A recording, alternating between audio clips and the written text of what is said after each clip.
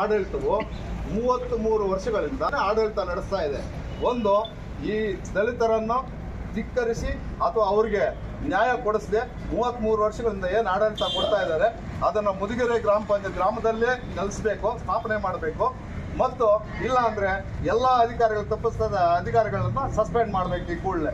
ಯಾಕಂದರೆ ಆ ಗ್ರಾಮ ಪಂಚಾಯತಿ ಮುದಿಗೆರೆ ಗಟ್ಟೂರಲ್ಲಿ ಏನಿದೆ, ಒಂದು ಚಿಕ್ಕ ರೂಮಲ್ಲಿದೆ, 23 ಜನ ಏನು ಸದಸ್ಯರಿದ್ದಾರೆ, ಅವರು ಒಬ್ಬರ ಪಕ್ಕದಲ್ಲಿ ಒಬ್ರು ಕೂತ್ಕೊಳ್ಳೋಕೆ ಕೂಡ ಆಗ್ತಾ ಇಲ್ಲ.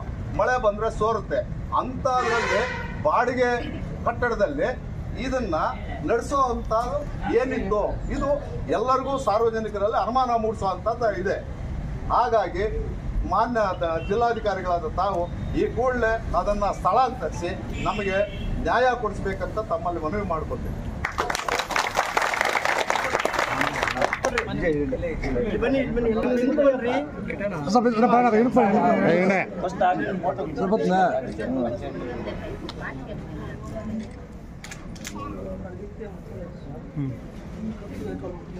ಅದ್ರ ಪ್ರಕಾರ BO ಅವರು ಡೈರೆಕ್ಷನ್ಸ್ ಮಾಡ್ತಾರೆ, ಗ್ರಾಮ ಪಂಚಾಯತಿ ಅವ್ರಿಗೆ ನೋಟಿಸ್ ಇಶ್ಯೂ ಮಾಡಿ ಶಿಫ್ಟ್ ಮಾಡಿ ಅಂತ ಹೇಳ್ತಾರೆ. ಮಧುಗಿರಿಗೆ ಶಿಫ್ಟ್ ಮಾಡಿ, ಗಟ್ಟೂರಿಂದ ಅಲ್ಲಿಗೆ ಶಿಫ್ಟ್ ಮಾಡಿ ಅಂತ ಹೇಳ್ತಾರೆ. ಮಧುಗಿರೆ ಆ ಶಿಫ್ಟ್ ಮಾಡಿ ಅಂತಂದಾಗ ಅಲ್ಲಿರ್ತಕ್ಕಂಥ ಗ್ರಾಮ ಪಂಚಾಯತಿ ಅವ್ರು ಏನು ಮಾಡ್ತಾರೆ, ಹೋಗಿ ಅಷ್ಟೇ ತಗೊಂಡು ಕ್ವಾಶ್ ಮಾಡ್ಕೊಂಡ್ಬರ್ತಾರೆ. ಆ ಕ್ವಾಶ್ ಮಾಡ್ಕೊಂಡ್ಬಂದಾಗ ಗ್ರಾಮಸ್ಥರೆಲ್ಲ ಹೋಗ್ಬಿಟ್ಟು ಜಿಲ್ಲಾ ಪಂಚಾಯತ್ ಆಧೀನದ ಅಧಿಕಾರಿಗಳ ಹತ್ರ ಓಡಾಡ್ತಾನೆ ಸುತ್ತಾಡ್ತಾ ಇದ್ದಾರೆ. ಅದಕ್ಕೆ ಸಂಬಂಧಪಟ್ಟಂಗೆ CS ಆಧೀನದಲ್ಲಿರ್ತಕ್ಕಂಥ ಲೀಗಲ್ ಸೆಲ್ ಅದಕ್ಕೆ ಅದ್ರ ಮೇಲೆ ಅಪೀಲ್ ಹೋಗ್ಬೇಕಾಗಿತ್ತು. ಅಪೀಲ್ ಮಾಡ್ಕೊಂಡ್ಬರ್ಬೇಕಾಗಿತ್ತು. ಸಾಕಷ್ಟು ಗ್ರಾಮಸ್ಥರು ಕೇಳಿದಾಗ ಇವ್ರು ಏನಂತ ಉತ್ತರ ಕೊಡ್ತಾರೆ ಅಂದರೆ, ಅವ್ರು ಕೋರ್ಟ್ಗೆ ಹೋಗಿದ್ದಾರೆ, ನೀವು ಕೋರ್ಟ್ಗೆ ಹೋಗಿ ಕೆಲಸ ಮಾಡ್ತಾರೆ. ನಾನು ಈ ಗ್ರಾಮಸ್ಥರು ಸಾಕಷ್ಟು ಬಾರಿ ಹೋಗಿದ್ದಾರೆ. ಮೆಕ್ಯಾನಿಕ್ ಶ್ರೀನಿವಾಸ್ ಅವ್ರು ಕೇಳಿದಾಗೂ ಹಣ ಅವ್ರು ನಾವು ಕೇಳೋಕೆ ಹೋದ್ರೆ ಅವ್ರು ಕೋರ್ಟ್ಗೆ ಹೋಗಿದ್ದಾರೆ, ವಾಚ್ ಮಾಡ್ಕೊಂಡಿದ್ದಾರೆ, ನೀವು ಅಪೀಲ್ ಹೋಗಿ. ಅಧಿಕಾರಿಗಳನ್ನು ದಿಕ್ತಪ್ಸೋದ್ರಿಂದ ಇವತ್ತು ಬೀದಿಗೆ ಬಂದು 8 ದಿನ ಕುತ್ಕೊಂಡಿದ್ದಾರೆ. ನಾವು ಶುಕ್ರವಾರ ಶನಿವಾರ 2 ದಿವಸ CS ಸಾಹೇಬ್ರ ಹತ್ರ ವೆಯ್ಟ್ ಮಾಡ್ತೀವಿ. ಅವರು ಸೆಷನ್ಸ್ ಇದೆ ಅಂತ ಅಲ್ಲಿ ಹೋಗಿದ್ದಾರೆ ಅಂತ. ಇವ್ರು ಬೀದಿಯಲ್ಲಿ ಕೂತು ಹೋರಾಟ ಮಾಡ್ತಾ ಇದ್ರೆ ಇವ್ರ ಜೊತೆಯಲ್ಲಿ ಬೆಳೆದು ಬಂದು ನಾವು ಮನೆಗಳಲ್ಲಿ ನಿದ್ದೆ ಹೋಗೋಕ್ಕಾಗಲ್ಲ. ನಾವು CS ಸಾಹೇಬ್ರ ಹತ್ರ ಕಾಯ್ತಾ ಇರ್ತೀವಿ. ನಾಗರಾಜ್ ನಾವು ಬೆಂಗಳೂರಿಂದ ಬಂದು ಕಾಯ್ತಾ ಇರ್ತಾರೆ. ನಾವು ಜಿಲ್ಲಾಧಿಕಾರಿ ತಮ್ಮ ಹತ್ರ ಬರಲ್ಲ. ಕಾರಣ ಏನು ಬರಲ್ಲ ಅಂದರೆ, ಇದು related officer, head of the department ಅವರು ಅಂತ ನಾವು ಅಲ್ಲಿರ್ತೀವಿ. ಬಟ್ ಇದು ಎಸ್ಟೇಟ್ ಆಫೀಸರ್ ಇದು ಏನು ಇದು ಮಾಡುವಂಥದ್ದು, ಆದೇಶ ಮಾಡುವಂಥದ್ದು ನೀವೇ ಅಂತ ಮತ್ತೆ ಬೆಳಿಗ್ಗೆ ಇವತ್ತು ಹೇಳ್ತಾರೆ. ನೀವು ನನಗೆ ಹೇಳ್ತೀರಿ. ನಾನು ಅದ್ರ ಬಗ್ಗೆ ಮಾತಾಡಿದಾಗ, ಸರ್ ನೀವು ಪ್ರಪೋಸಲ್ ಅಂತ ಕಳಿಸ್ಕೊಡಿ ಅಂದರೆ ನಾವು ಇವತ್ತು ಕಳಿಸ್ಕೊಡ್ತೀವಿ ಸರ್ ಅಂತ ಅವ್ರು ಹೇಳ್ತಾರೆ. ನಮಗೆ ನಿಮ್ಮ ಮೇಲೆ ಭರವಸೆ ಸರ್, ಜಿಲ್ಲಾಧಿಕಾರಿಗಳಾಗ್ಬೋದು, CS ನಮ್ಮ ಭರವಸೆ. ನೀವಿದ್ದಾಗ ದಿನ ಕೂತ್ಕೊಂಡ್ಬಿಟ್ಟು ಏನು ಸರ್, ಊಟ ತೀರ್ಥ ಹೆಣ್ಮಕ್ಳು ಇಲ್ಲ ಬಂದು 8ನೇ ದಿನ ಸರ್ ಕೂತ್ಕೊಂತ. ನಾವು ದಯವಿಟ್ಟು ನೋಡ್ಬೇಕು ಸರ್. ಮನವಿ ಕೊಟ್ಟಿದ್ದೀರಿ, ನನ್ನ ಗಮನಕ್ಕೆ ಬಂದಿದೆ. ಮೊನ್ನೆ ಶಾಸಕರು ಮತ್ತು DS ಇಲ್ಲಿ ಬಂದಿದ್ದಾಗಲೇ ನನಗೆ ಮಾತಾಡಿದ್ರು. ಆಮೇಲೆ ಇದಕ್ಕೆ ಪರಿಹಾರ ಏನು ಅಂತ ಕೂಡ ಸೂಚನೆ ಮಾಡಿದ್ದೀನಿ ನಾನು ಅವರಿಗೆ. ಸೊ ಹಿಂದೆ ಅದು ಏನೇ ಆಗಿರಲಿ, ನ್ಯಾಯಯುತವಾಗಿ ಕಾನೂನು ಪ್ರಕಾರವಾಗಿ ಬಹುಸಂಖ್ಯಾತರಿರ್ತಕ್ಕಂಥ ಅದು ಪ್ರಮುಖವಾಗಿರ್ತಕ್ಕಂಥ ಜಾಗ ಮುದಿಗೆರೆ, ನನಗೂ ಗೊತ್ತಿದೆ ಅದ್ರ ಬಗ್ಗೆ. ಸೊ ಅಲ್ಲೇ ನಡೀಬೇಕು. ಅದು ನಡೀಲಿಕ್ಕೆ ಏನು ವ್ಯವಸ್ಥೆ ಬೇಕು ಅಂತಂದರೆ, ಒಂದು ಆದೇಶ ಆಗಬೇಕು. ಆದೇಶ ಆಗಬೇಕು ಅಂದರೆ ನನಗೆ ಆ ZPC ಅವರಿಂದ ಪ್ರಪೋಸಲ್ ಬರಬೇಕು. ಶನಿವಾರನೇ ಅವ್ರ ಜೊತೆಯಲ್ಲಿ ಮಾತಾಡಿದ್ದೀನಿ. ಇವತ್ತು ನನಗೆ ಕಳಿಸ್ಕೊಡ್ತಾರೆ. ಸೊ ಆ ಕಾರಣಕ್ಕಾಗಿ ಆ ಪ್ರಪೋಸಲ್ ಬಂದ ತಕ್ಷಣ ನಾವು ಏನು ಕಾನೂನಾತ್ಮಕವಾಗಿ ಕೆಲಸ ಮಾಡಬೇಕು, ನಾನು ಪರ್ಮಿಷನ್ ಅನುಮತಿ ಕೊಡಬೇಕು, ಅದನ್ನು ಕೊಡೋ ಕೆಲಸವನ್ನು ನಾವು ಮಾಡ್ತೇವೆ. ಈ ಸಮಸ್ಯೆಗೆ ಪರಿಹಾರವನ್ನು ಕಂಡುಕೊಡ್ತೇವೆ. ಇವತ್ತು ಏನು ನಿಮಗೆ 8 ದಿನದ ಅನಾನುಕೂಲ ಆಗಿದೆ, ಅನಾನುಕೂಲ ಗೊತ್ತಾಗಿದ್ದರಿಂದಾನೇ ನಾನು ಇಲ್ಲಿ DVG ಅವ್ರ ಕಾರ್ಯಕ್ರಮಕ್ಕೆ ಬಂದಿದ್ದರಿಂದ ಆ ಕಾರ್ಯಕ್ರಮ ಮುಗಿಸ್ಕೊಂಡು ನಿಮ್ಮ ಜೊತೆ ಮಾತಾಡಿ ನಿಮ್ಗೊಂದು ಭರವಸೆ ಕೊಟ್ಟು ಮತ್ತೆ ಈ ಧರಣ ಮುಂದುವರಿಯಬೇಕಾದಂಥ ಅಗತ್ಯ ಇಲ್ಲ. ದಯಮಾಡಿ ನೀವು ಜಿಲ್ಲಾ ಆಡಳಿತದ ಮೇಲೆ ಭರವಸೆ ಇಟ್ಟು ತಾವು ಬರ್ಖಾಸ್ತು ಮಾಡಿ. ಇದನ್ನು ನಾನು ನಿಮಗೆ ಪ್ರಪೋಸಲ್ ಬಂದ ತಕ್ಷಣ ನಾನು ಮಾಡಿಕೊಡೋ ಜವಾಬ್ದಾರಿ ನಂದು ಅಂತ ಹೇಳಲಿಕ್ಕೆ ಬಯಸ್ತೀನಿ. ಥ್ಯಾಂಕ್ ಯು, ಒಳ್ಳೆಯದಾಗಲಿ.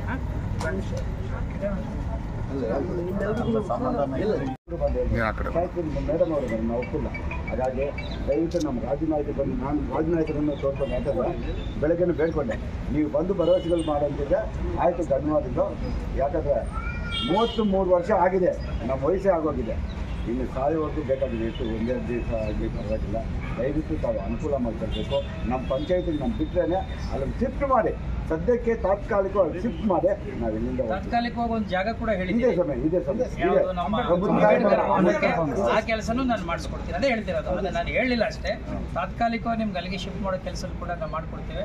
ನನಗೆ ಈ ವಿಷಯ ಗೊತ್ತಾಗಿ 30 ನಿಮಿಷನೂ ಆಗಿಲ್ಲ. 33 ವರ್ಷ ಸಫರ್ ಮಾಡ್ತಾ ಇದ್ದೀರಿ, ನಂಗೊಂದು ಅವಕಾಶ ಕೊಡಿ, ಕ್ಲಿಯರ್ ಮಾಡ್ತೀನಿ. ದೂರವಾಣಿ ಮೂಲಕ ಹೇಳ್ಬಿಟ್ರು ಅಂಬೇಡ್ಕರ್ ಭವನ ಶಿಫ್ಟ್ ಮಾಡ್ತಾ ಇದ್ವಿ ಅಂತ ಸಾಹೇಬ್ರು ಹೇಳಿದ್ದಾರೆ ನನಗೆ. ಹೇಳಿದ ಮೇಲೆ ಆ ಭರವಸೆ ಮೇಲೆ ನಾವು ಎದ್ದು ಬಿದ್ದು ಓಡಿಲಿಕ್ಕೆ ಬಂದಿರೋದು. ಸಂತೋಷ ಆಯಿತು. ಆ ಶಿಫ್ಟ್ ಆದ್ಮೇಲೆ ನಾವು ಇಲ್ಲಿಂದ ಅದಕ್ಕೆ ಯಾಕೆ ನೀವು ಇದು ಮಾಡ್ತೀರಿ?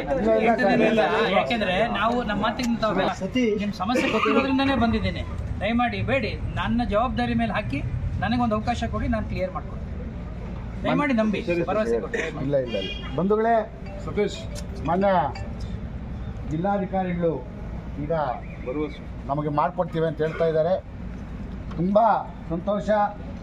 ಅವರಿಗೆ ನಮ್ಮ ದಲಿತರ ಪರವಾಗಿ, ಬಡವರ ಪರವಾಗಿ ಇರ್ತಕ್ಕಂಥ ಕಾಳಜಿಗೆ ನಾವು ನಮ್ಮ ಎಲ್ಲ ಸಂಘಟನೆಗಳ ಪರವಾಗಿ ಮತ್ತು ಮುದಿಗೆರೆ ಗ್ರಾಮಸ್ಥರ ಪರವಾಗಿ ಅವರಿಗೆ ಧನ್ಯವಾದಗಳನ್ನು ಅರ್ಪಿಸ್ತಾ ಇದ್ದೀವಿ.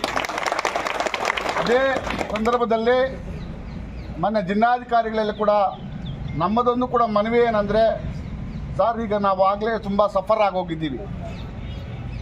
ತಮ್ಮ ಆದ್ಮೇಲೆ ಗೌರವ ಇಲ್ಲ ಅಂತಲ್ಲ, ಹಂಗಂತ ನಮ್ಮ ಮಾತನ್ನು ಧಿಕ್ಕರಿಸ್ತಾ ಇದ್ದೀವಿ ಅಂತಲ್ಲ.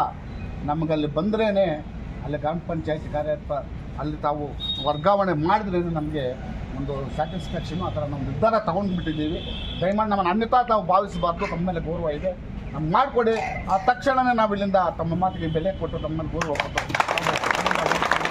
ಅಲ್ಲಿವರೆಗೂ ನಾವು ಶಾಂತಿಯುತವಾಗಿ ನಮ್ಮ ಹೋರಾಟವನ್ನು ನಾವು ಮಾಡ್ತೀವಿ ಸರ್. ದಯವಿಟ್ಟು ಅದನ್ನು ನಮ್ಮ ಮನವಿಯನ್ನು ತಾವು ಅನ್ಯತಾ ಭಾವಿಸಬೇಡಿ ಸರ್. ಅದನ್ನು ಅಲ್ಲ, ನಮಗೆ ಏನಂದ್ರೆ ನಾವು ಆ ಥರ ನನ್ನ ಗಮನಕ್ಕೆ ಬಂದದ್ದಾಗಲಿ ಕಾರ್ಯೋನ್ಮುಖನಾಗಿದೆ. ವಿಷಯ ಗೊತ್ತಾದ ತಕ್ಷಣ ಬಂದಿದ್ದೀನಿ.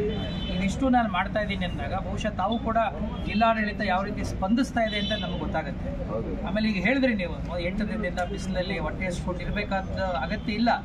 ಆಮೇಲೆ ಈ ಸ್ಪಂದಿಸದೇ ಇರೋ ಜಿಲ್ಲಾಡಳಿತ ಇದ್ದರೆ ನಾನು ಒಪ್ಕೋತಾ ಇದ್ದೆ. ನಾನೇ ಖುದ್ದು ಬಂದು ನಿಮ್ಮ ಮುಂದೆ ನಿಂತು ಭರವಸೆ ಕೊಟ್ಟಾಗ ನನ್ನ ಜವಾಬ್ದಾರಿ ಅಂತ ಒಪ್ಕೊಂಡಿರೋದ್ರಿಂದ ದಯಮಾಡಿ ನನ್ನ ಮಾತಿಗೂ ಕೂಡ ತಾವು ದಯಮಾಡಿ ಬೆಲೆ ಕೊಡಿ. ನಾನು ಯಾವುದ್ರ ಬಗ್ಗೆ ನಿಮ್ಮ ಅನ್ಯತಾ ಭಾವಿಸ್ತಾ ಇಲ್ಲ. ನಿಮ್ಮ ಅಭಿಮಾನಕ್ಕೆ ಮತ್ತು ನಿಮ್ಮ ಭಾವನೆಗಳಿಗೆ ನಾನು ಗೌರವಿಸ್ತೀನಿ. ಅದರ ಡೆಫಿನೆಟಾಗಿ ನನಗಿದೆ, ಇಲ್ಲ ಅಂತಲ್ಲ. ಆದರೆ ಬಿಸಿಲಿನಲ್ಲಿ ಒಬ್ಬ ಹೆಣ್ಣುಮಕ್ಕಳೆಲ್ಲ ಇಷ್ಟೊಂದು 8 ದಿನ ಆಗಿದೆ, ನನಗೆ 1 ದಿನ ಟೈಮ್ ಕೊಡಿ. ಇವತ್ತು 1 ದಿನ ಟೈಮ್ ಕೊಟ್ಟರೆ ಅದಕ್ಕೆ ನಾನು ನಿಮ್ಗೇನು ಪರಿಹಾರ ಕೊಡಬೇಕು ಕೊಡಿ. ಇಷ್ಟು ದಿನ ಅನುಭವಿಸ್ಬಿಟ್ಟಿದ್ದೀವಿ. ಬೇಡ ಅಂತಾನೆ ಹೇಳ್ತಾರೆ. ಇನ್ನೊಂದು ದಿನ ಇದ್ದು ಯಾಕೆ ಸುಮ್ಮನೆ ಅನ್ಯತಾ ಯಾಕೆ ಅಷ್ಟೇನಿಲ್ಲ, ಅನವಶ್ಯಕಿಗೆ ಯಾಕೆ ನೀವು ಅನ್ಯತಾ ಭಾವಿಸ್ತೀವಿ. ಅಲ್ಲ, ಆಡಳಿತಾತ್ಮಕವಾಗಿ ನಮ್ಮದು ಮಾತು ತಗೊಳ್ರಿ. ಏನು ಅಂತ ಜಿಲ್ಲಾಧಿಕಾರಿಗಳು ಹೇಳಿದಾಗ ನಾವು ಸ್ವಲ್ಪ ತಲೆ ಬಾಗಬೇಕಾಗುತ್ತೆ. ಅಕಸ್ಮಾತ್ ಜಿಲ್ಲಾಧಿಕಾರಿಗಳು ಮಾಡಲಿಲ್ಲ ಅಂತಂದ್ರೆ 3 ದಿವಸ ಮತ್ತೆ ಪೆಂಡಲ್ ಹಾಕೋ ದೊಡ್ಡ ವಿಚಾರ ಅಲ್ವಲ್ಲ ನಮಗೆ. ಇಲ್ಲ, ನಾವು ಪೂರ್ತಿ ಜಿಲ್ಲಾಧಿಕಾರಿಗಳು ತಲೆ ಬಾಗಿದ್ದೀವಿ. ಆದ್ರೆ ಒಂದಿನ ನಮ್ಗೆ ಕಾಲಾವಕಾಶ ಕೊಡಿ. ನಿಮ್ ಕೆಲಸ ಮುಗಿಸಿದ ತಕ್ಷಣ ನಿಮ್ಗೆ ಒಂದು ಓನರ್ ಹಾಕಿ ನಮ್ಮ ಗ್ರಾಮಕ್ಕೆ ನಿಮ್ಮನ್ನ ಕರ್ಕೊಂಡು ಹೋಗಿ ಎಲ್ಲ ರೀತಿಯ ಸನ್ಮಾನಗಳು ಮಾಡ್ಬಿಟ್ಟು ನಿಮ್ಮ ಮಕ್ಕಳ ಅಂತ ನಾವು ನಡ್ಕೊಂತೀವಿ ಅಂತ ಹೇಳ್ಬಿಟ್ಟು ತಮ್ಮಲ್ಲಿ ಬೇಡ್ಕೊಂತೀವಿ ಸ್ವಾಮಿ. ನಮ್ಮ ಕೆಲಸ, ನಮ್ಮ ಜವಾಬ್ದಾರಿ, ನಾವು ನಮ್ಮ ಕರ್ತವ್ಯ ಅಷ್ಟೇ ಮಾಡ್ತಾ ಇದ್ದೀವಿ.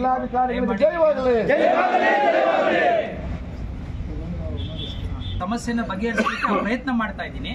ನನ್ನ ಪ್ರಕಾರ ಸಕಾರಾತ್ಮಕವಾಗಿ ಪ್ರಯತ್ನ ಇರುತ್ತೆ. ಆದರೆ ಅದು ಆಡಳಿತಾತ್ಮಕ ವಿಚಾರ ಆದ್ರಿಂದ ನನಗೆ ಪ್ರಸ್ತಾವನೆ ಬಂದು ನಾವು ಪರಿಶೀಲನೆ ಮಾಡಿ ಆದೇಶ ಮಾಡೋಕ್ಕೆ ಬಹುಶಃ ಇವತ್ತಾಗ್ಬೋದು, ನಾಳೆ ಆಗ್ಬೋದು. ಅಲ್ಲಿವರೆಗೂ ನನ್ನ ಗಮನಕ್ಕೆ ಬಂದ ಮೇಲೆ ಅದು ಅಷ್ಟು ಸುಲಭವಾಗಿ ತಪ್ಪಿಸ್ಕೊಂಡು ಹೋಗ್ಲಿಕ್ಕೆ ಸಾಧ್ಯ ಇಲ್ಲ. ಆ ಕಾರಣಕ್ಕಾಗಿ ನಿಮ್ಮ ಸಮಸ್ಯೆಯನ್ನು ನನ್ನ ಮೇಲೆ ತಗೋತಾ ಇದ್ದೀನಿ. ಆ ಜವಾಬ್ದಾರಿನ ಒತ್ಕೋತಾ ಇರೋದ್ರಿಂದ ಬಹುಶಃ ನೀವು ನನ್ನ ನಂಬಬಹುದು. ಈ ಸಂದರ್ಭದಲ್ಲಿ ನಾನು ಒಂದೇ ಒಂದು ಕಾರಣದಿಂದ ವಿನಂತಿ ಮಾಡ್ತಾ ಇದ್ದೀನಿ. ನಾನು ಆಕ್ಷೇಪಣೆ ಮಾಡ್ತಾ ಇಲ್ಲ ಅಥವಾ ನಿಮ್ಮ ಯಾರ ಮೇಲೂ ಬಲವಂತ ಮಾಡ್ತಾ ಇಲ್ಲ. ಇಲ್ಲ ತಂದೆ, ನಿಮ್ ಮೇಲೆ ಪೂರ್ತಿ ಗೌರವ ಇದೆ. ಆದ್ರೆ ಪಟ್ಟಭದ್ರ ಹಿತಾಸಕ್ತಿಗಳು ನಿಮ್ಮನ್ನು ಓವರ್ಟೇಕ್ ಮಾಡೋ ಶಕ್ತಿ ಇದೆ. ಹಂಗಾಗಿ ನಾವ್ ಇಲ್ಲಿರ್ತೀವಿ.